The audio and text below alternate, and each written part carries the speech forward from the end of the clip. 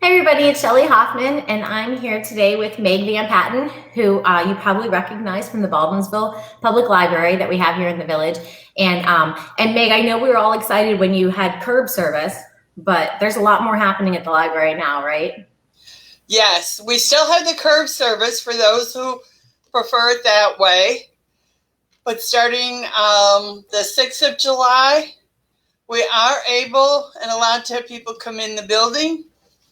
Based on the state guidelines, it's a percentage of our occupancy space. So based on that, we can have up to 25 patrons in here at one time. Wow. What the preferred way to do it is if you make a reservation ahead of time. So if you go to the library website, bville.lib.ny.us, and go to our programs page where the calendar of programs is listed, most of what you're going to see are to book an appointment. And you can either book just to come in the library, or you can book to use a computer. The reason why we do the computer separate is because of what we have to do with social distancing.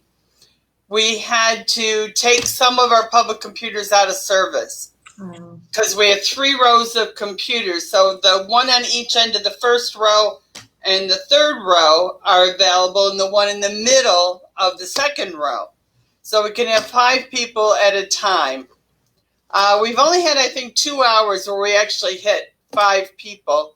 Most of the time it's been probably 2 or 3. And then also the 20 people that can walk in. So you can make the appointment to come in, and the appointments are on the hour. So 9 o'clock, 10 o'clock, etc. But you can make the appointment for 9 and come at, 9:10. And if you want to take a chance and walk in, you can do that. And if we haven't hit our 20, we can let you in. Otherwise, you would have to wait. So if you want to be sure of a slot to do that, make the appointment first. We so far have not hit the max, but as the word starts to spread a little more, at some point we may do that. So having an appointment will assure you.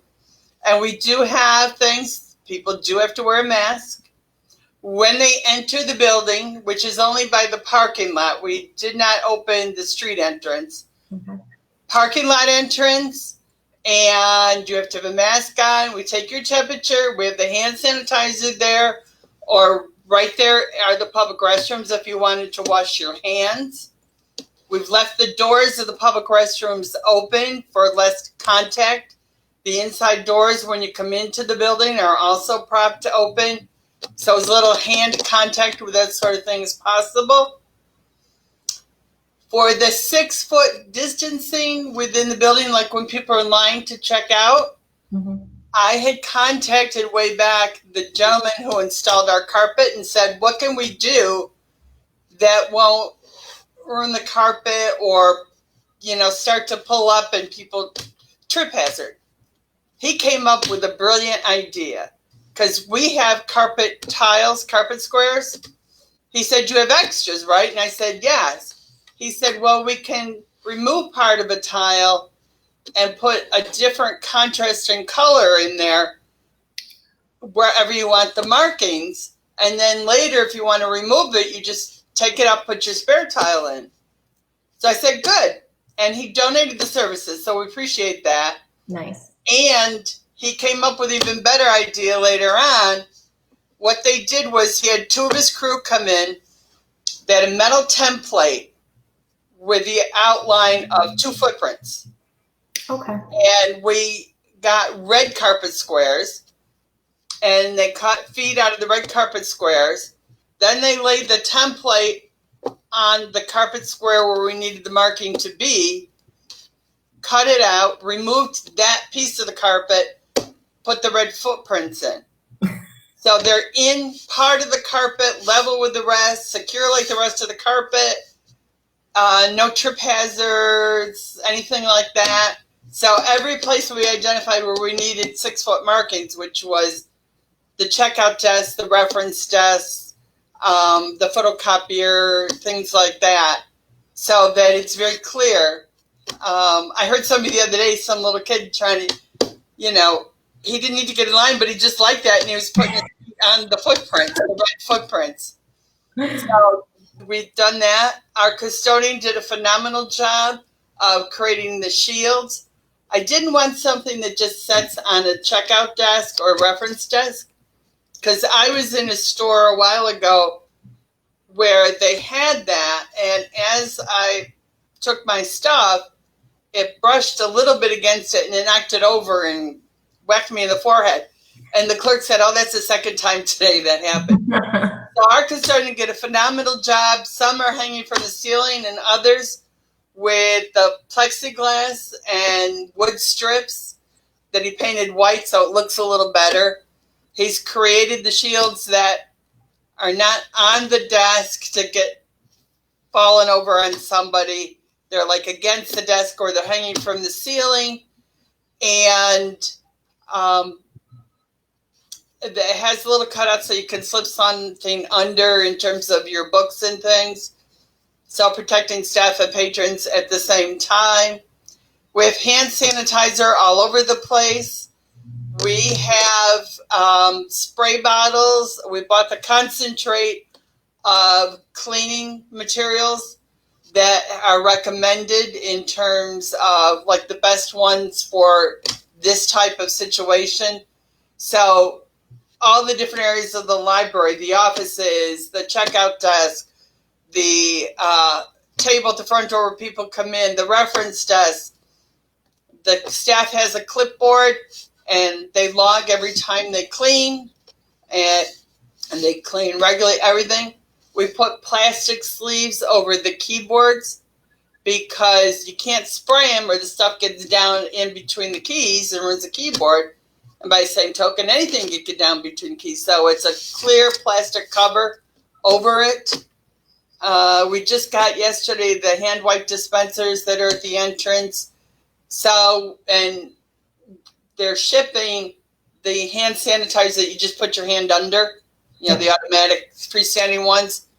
So we've been really, what I did was Nancy Howe, the assistant director, I had her put together a committee of herself, another librarian, 2 clerks, and one of the daytime pages. They're the ones that shelve books and things.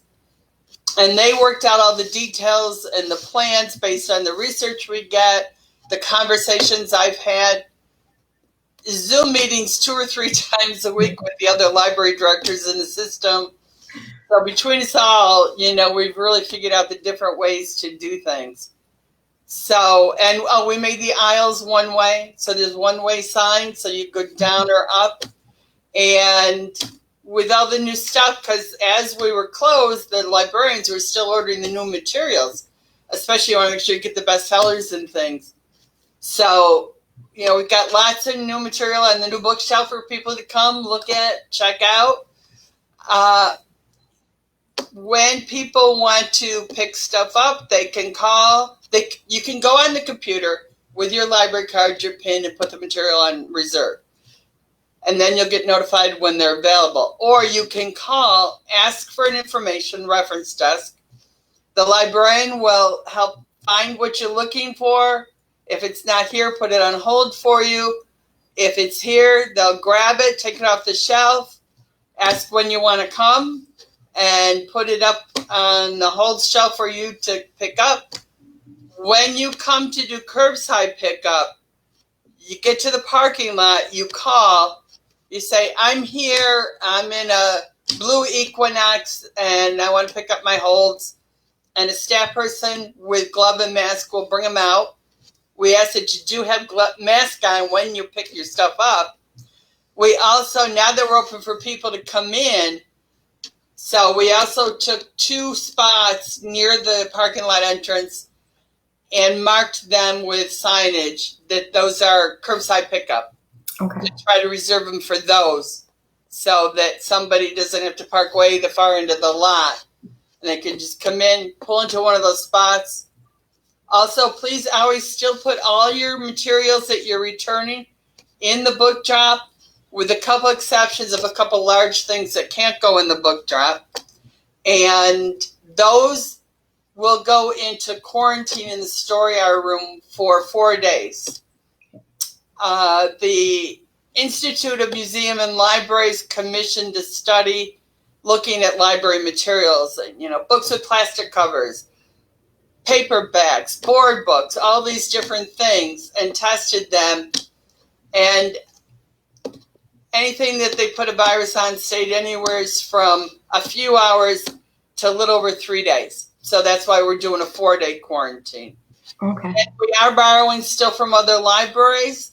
They're all open for curbside pickup. Some are not yet open for walking in, but are working on that. So if it's at another library, we can still borrow for you. The delivery comes 3 days a week. So nice. You're getting there. I got to tell you, Meg, it's like you guys had enough time to pick the best situation from, there's some businesses that had to figure out this social distancing, the panels and all that instantly. Since you guys have time, honestly, I'm kind of intrigued to go to the library to see the red footprints, to see the way you have the stuff hung down. But absolutely. It sounds pretty safe. So those of you that follow my page, you might see red footprints at one point with a tag to the library on it, because I might be making an appointment to stop in. Plus, I owe you some books, so it'd be a win-win. Sure, definitely, yes. And like I say, the networking between the other libraries in our system. The library system directors meet once a month, so we were meeting for a while via Zoom once a week. Plus the entire system, so the system administration, the branch heads from the city libraries and all, we've been doing the Zoom meetings twice a week. And like I say, really sharing information. And we have a couple of sources of people that have expertise in this area of environmental health, safety kinds of things that have been able to also guide us with things. And of course, in the professional literature, there's been a lot too. So that it's all those pieces together, and then having that committee that Nancy chaired, and they came up with a plan, and I reviewed it, and then we took it to the board. A safety plan. You actually need to have it for the state. You don't have to submit it, but you have to have it if they come and ask to see one. And so that really helped. And by having librarians, clerks, and pages on the committee, you had the staff people that have the perspective from different aspects of library service, from reference, circ desk, on the floor, everything. And that, so all those pieces together really helped. No, I bet they did. You said that you have a couple new services or products at the library now? Yes. Also, and before I forget too, I want to mention that we are not having any in-person programming yet. Okay. Probably not till after Labor Day. Same with booking the meeting rooms.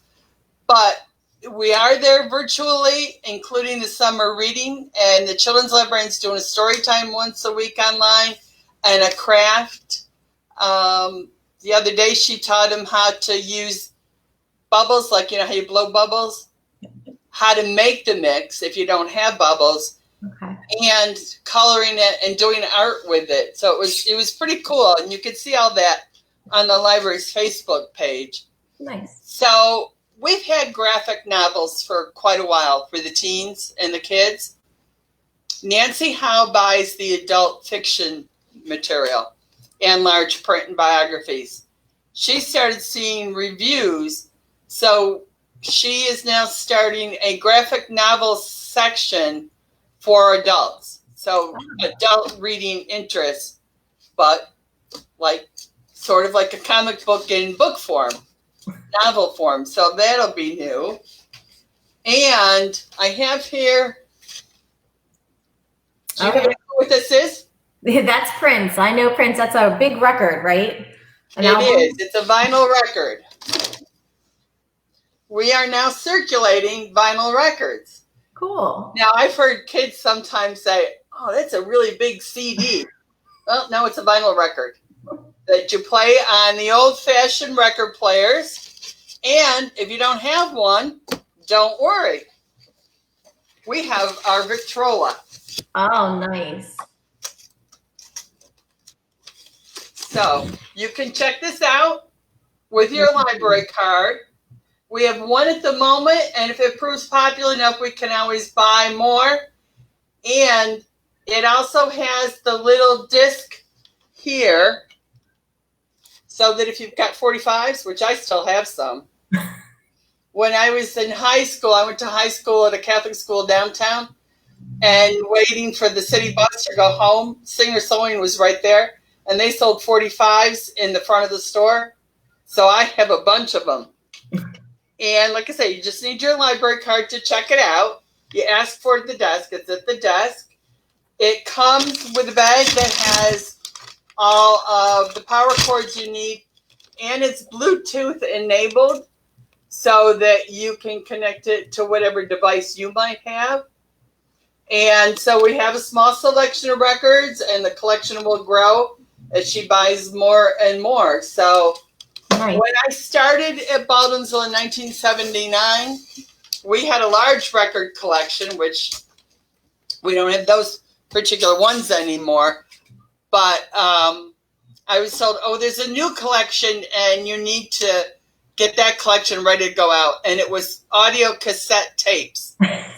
So we've sort of gone back a ways in a new way, in new form. But the young adult librarian, Daniel Swade, came to me with the idea. She said she's seeing more and more, and it's a lot of interest. And she, being young, is up on a lot of that stuff. So, well, I can concur with that, Meg. My daughter actually has that player. I mean, she connects to Bluetooth because we don't have any records. But she said she wants to start getting records, so maybe we'll try some at the library first and make sure she wants them before I start tracking down, records somewhere. Definitely. So you never know what's going on here, and those are our newest things. Nice. It's the graphic novels and then the records of the Bluetooths. We also still have the garden kits that you can check out for kids that the garden club did. So in the bag, there's a couple of books themed with gardening. There's a little spray bottle for water and a little, those pots that are kind of paper, but not quite, and the dirt and seeds. They check it out. They read the books. They take the dirt and the seeds and pot it in that little pot, and they keep that.